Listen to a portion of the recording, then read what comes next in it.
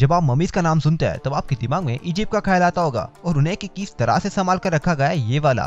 पर ऐसे केसेस है जहाँ पर बॉडीज नेचुरल प्रिजर्व कंडीशन में मिली है और ये बॉडीज इतने अच्छे कंडीशन में मिलने के कारण आप वाव कहने पे मजबूर हो जाओगे। और कुछ बॉडीज ऐसे कंडीशन में मिली है कि आप सोचने पर मजबूर हो जाओगे कि आखिर उनके साथ हुआ क्या था। तो चलो अब तक के सबसे 10 मिस्टीरियस ममीफाइड रिमेन्स की खोज पर। Number 10, the Grauballe man. The Grauballe man mummy iron age के दौरान जर्मनिक पैगनिज्म के ब्रूटल मर्डर का शिकार थे। इनके रिमेन्स को 1952 में ढूंढा गया था। ये अब तक पता नहीं चला है कि इनकी हत्या क्यों हुई थी, पर फॉरेंसिक रिपोर्ट के हिसाब से इनकी गर्दन को पूरी तरह से काटा गया था, तो शायद इन्हें बलि चढ़ाया गया था। 3वीं शताब्दी के दौरान जिस समय में ये रहते थे उस समय कायदे कानून काफी सख्त थे और उनका उल्लंघन करने पर सीधा मृत्युदंड मिलता था। इनके हाथ नरम थे, इससे ये पता चलता है कि वो किसान तो नहीं थे और इनकी मृत्यु के वक्त इनमें कैल्शियम की कमी थी, जिससे रिसर्चर्स को लगता है कि ये ज्यादा मेहनत करने वाले नहीं थे और ये शायद मर्डरर थे। इस बॉडी की ज्यादा एज और बॉडी में मॉइस्चर कंटेंट होने की वजह से बॉडी को जमीन से बाहर निकालते वक्त ये पुतले में बदल गई थी और इस बॉडी को ज्यादा समय तक प्रिजर्व करने के लिए कन्वेंशनलिस्ट सीजी लॉज कॉनबाक ने इस बॉडी को स्पेशल कंडीशन में प्रिजर्व करने के लिए रखा और ओक बाग से भग दिया और बाद में मोसगार्ड म्यूजियम में भेज दिया। पर सबसे बड़ा सवाल तो यह है कि इतना समय होने के बाद भी ये बॉडी डिकम्पोज क्यों नहीं हुई? वेल, इसका जवाब काफी आसान है। ये बॉडी नेचुरल प्रोसेस से प्रिजर्व हुई थी। तालाब का पानी, पानी के सतह का टेम्परेचर और बॉडी के इर्द गिर्द की मिट्टी, इन 3 फैक्टर्स और इस बॉडी के ओनर के मृत्यु के समय मिलाते हैं तो नेचुरल बॉडी प्रिजर्वेशन की रेसिपी मिल जाती है। Number 9, Siberian monster mummy. अगर आप इस इमेज को देखते हैं तो आपको ये किसी मॉन्स्टर के अवशेष जैसे दिखेंगे या फिर डायनासोर के ओरिजिन जैसा कुछ, पर ये किसी खतरनाक जानवर के अवशेष नहीं है। इसे ओस्कार रिपब्लिकन के कुछ डायमंड माइनर्स ने ढूंढा और इस माइनर्स को ये लगा कि ये अननोन डायनासोर की स्पीसीज है, लेकिन रिसर्चर्स को लगता है कि ये छोटे वुल्वरीन या फिर भालू के अवशेष है। डायनासोरस सांस में मेसोइक इरा में लगभग 66 मिलियन साल पहले पाए जाते थे।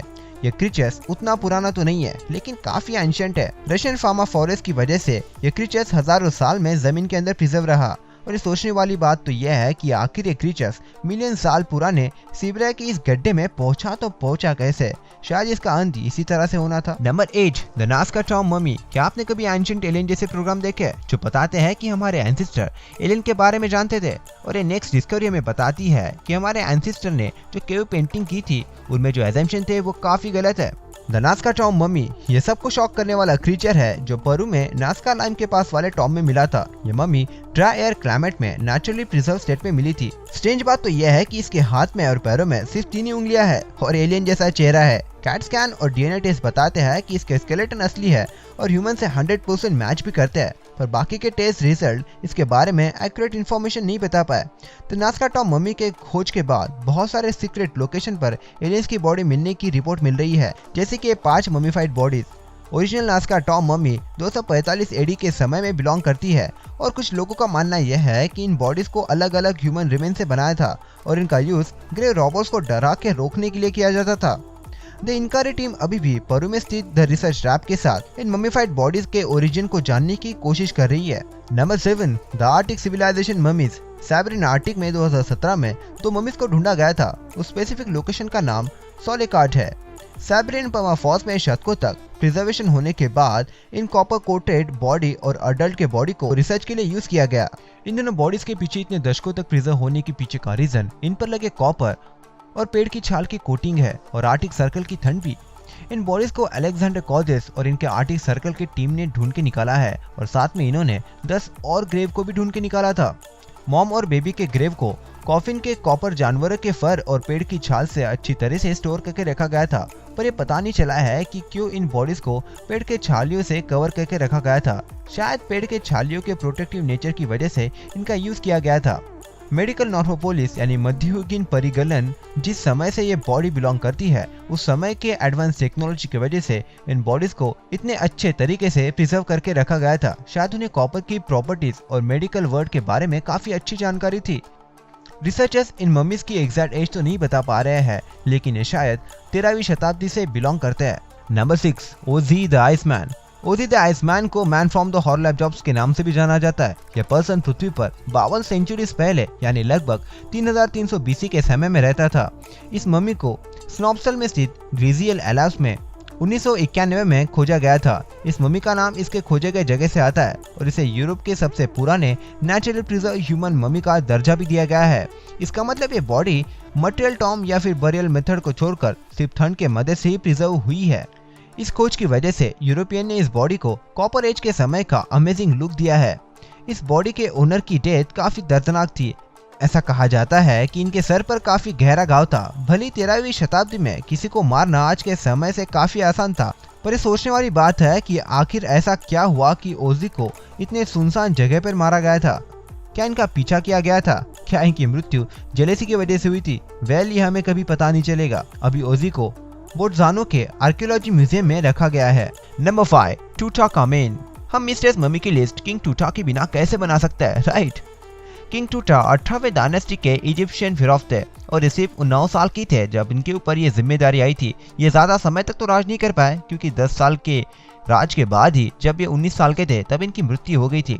इजिप्शियन आफ्टर लाइफ पर बहुत ज्यादा विश्वास करते थे, इसलिए वो बॉडी प्रिजर्व करने के लिए बहुत ज्यादा मेहनत करते थे। बहुत सारे रिसर्चर्स इनके बॉडी को चेक कर चुके हैं पर कोई इनके मृत्यु के पीछे का रीजन नहीं बता पाया है। कुछ लोग ग्रेट कर्स ऑफ फिरौज को इसके मृत्यु की वजह बताते हैं। अब हम इजिप्शियन मम्मी की बात ही कर रहे हैं तो सोचिए, अगर आप अंधेरे स्टोर रूम में कोई खिलौना ढूंढ रहे हैं पर आपको इजिप्शियन बॉक्स मिलता है जिसमें मम्मी आपकी तरफ देख रही है तो क्या होगा? वेल, ऐसी घटना 2013 में जर्मनी में स्थित डोप्लेज में 10 साल के बच्चे के साथ हुई। पर ऐसा कहा जाता है कि ये मम्मी को मशीन की मदद से रैप किया गया था। मतलब ये मम्मी एंशिएंट इजिप्शियन समय का बिल्कुल नहीं है, लेकिन ये चीज उस लड़के के पिता को 1950 के समय में नॉर्थ अफ्रीका के ट्रिप से वापस आते वक्त एक तोहफे में मिली थी और तब से तोहफा कमरे में बंद था। लेकिन इंटरेस्टिंग बात यह है कि मम्मी के अंदर के बॉडी रिलेटेड बहुत सारे ऑड रिजल्ट मिले। सीटी स्कैन के हिसाब से मम्मी के सर को बहुत अच्छे से प्रिजर्व किया था। उसके अंदर एक एरोहेड भी था और स्कैन बताता है कि बाकी स्केलेटन भी अच्छे स्टेट में ही थे। पर सबसे इंटरेस्टिंग बात तो यह है कि स्केलेटन को किसी प्रकार के मेटल के साथ कोट किया था और इसकी लंबाई 4 एक ही थी और ऐसा कोई रिजल्ट नहीं बताता है कि ये किसी बच्चे की है। इसलिए ऐसा माना जाता है कि इस मम्मीज के बॉडीज को बनाने के लिए मल्टीपल बॉडीज का यूज किया गया था। नंबर 4, ला डाउनसेला। नेचुरल प्रिजर्वेशन सदियों से चला आ रहा है और ला डाउनसेला इसके पीछे का रीजन बताने वाली है। इस मम्मी को 1999 में एक आर्कियोलॉजिस्ट की टीम ने ढूंढा था। द मेडन या फिर ला डाउनसेला ये एक टीनेज गर्ल थी जिसे भगवान के लिए बलि चढ़ा दिया गया था। सेरेमोनियल कपड़े इसे पहाड़ के ऊपर 2 और बच्चों के साथ भगवान के लिए सैक्रिफाइस समझकर छोड़ दिया था। 500 साल पहले एंडीज के ठंडे माउंटेन पर सैक्रिफाइस होने के बावजूद भी इसकी बॉडी अब तक प्रिजर्व है। आप सोच सकते हैं कि यह बॉडी कितने अच्छे से प्रिजर्व करके रखी गई थी। इसके बाल इतने इंटैक्ट और वेल प्रिजर्व थे कि आप इसके डिटेल को आसानी से देख सकते हैं। ला डाउनसेला अभी अर्जेंटीना के हाई अल्टीट्यूड आर्कियोलॉजी म्यूजियम में बैठी हुई है और इसी पोजीशन में जिस पोजीशन में इसे सैक्रिफाई किया गया था। इसके बॉडी को अच्छे से प्रिजर्व करने के लिए म्यूजियम ने ला डाउनसेला को क्लोज केस में रखा है जहां पर ऑक्सीजन मात्रा कम है और टेम्परेचर भी कम लेवल पर मैनेज किया जा रहा है। ऐसा इसलिए किया जा रहा है क्योंकि रिसर्चर्स और म्यूजियम के लोग उस ठंडे एटमॉस्फेयर को क्रिएट करना चाहते हैं जिसने इसे इतने समय तक माउंटेन पर प्रिजर्व करके रखा था। ला डाउनसेला के बॉडी के सराउंडिंग में थोड़ा सा भी टेम्परेचर चेंज इसे अफेक्ट करने के लिए काफी है। रिसर्चर्स इसके सराउंडिंग के बारे में काफी जान चुके हैं और ये कहाँ से आई है, पर वो कंफर्म नहीं कर पाया है कि क्या ला डाउनसेला को सैक्रिफाई करने के लिए जबरदस्ती की थी या फिर उसने उसके मर्जी से इसमें हिस्सा लिया था। ला डाउनसेला की इस रहस्य को कभी भी जान नहीं पाएंगे हम। Number 3, lady die. लगभग 40 साल पहले यानी 1970 के दशक में चाइनीज लोग एक पुराने एयर रेज शटर को खोद रहे थे जहां पर उन्हें हैंग डेस्टिनी मिली थी। इस टॉम में दुनिया की अब तक की सबसे परफेक्टली प्रिजर्व बॉडी मिली है और टॉम में उस बॉडी के साथ 1000 से भी ज्यादा आर्टिफैक्ट थे और वहां पर उस बॉडी के ओनर का नाम जिंग जुई था जो मार्कियो जुजान की वाइफ थी। पर दुख की बात तो यह है कि इस बॉडी में बहुत सारी बीमारियां भी थी जैसे कि low back pain, obesity, close arteries, parasitic issues और ज्यादा वेट होने की वजह से हार्ट इश्यूज भी थे। ज़ैंग जुई के खाना न्यूट्रिशन से भरा रहता था पर उसे एक्सरसाइज करने का समय नहीं मिलता था। क्या आपको जानना है कि उसकी बॉडी कितने अच्छे से प्रिजर्व करके रखी थी? उस बॉडी के हाथों को बिना डैमेज किए मूव कर सकते थे। इंटरनल ऑर्गन्स भी और बाल भी बॉडी से जुड़े थे। टाइप ए का लाल खून भी उस समय आर्टरी में था। उसके पेट में उसके आखिरी खाने के रिमेन्स भी थे, वो भी 2000 सालों बाद। लेकिन जिंग जुई अकेली नहीं थी जिसे उस टॉम में रखा गया था। जिंग जुजैंग और जिंग हुपिन भी सिमिलर कंडीशन में थे। यह अब तक पता नहीं चला है कि कैसे इनके बॉडी इतने समय तक प्रिजर्व करके रखी गई थी, पर माना जाता है कि जिंग जुई ने पहले सिल्किन हेल्म ड्रेस ने बॉडी को इतने अच्छे से प्रिजर्व करके रखा गया था। जेंग जुई ने एक ही नहीं बल्कि 22 सिल्क ड्रेसेस और 9 सिल्क रिबन्स पहने थे और उस आर्टिफैक्ट कॉफिन में भी रखा गया था।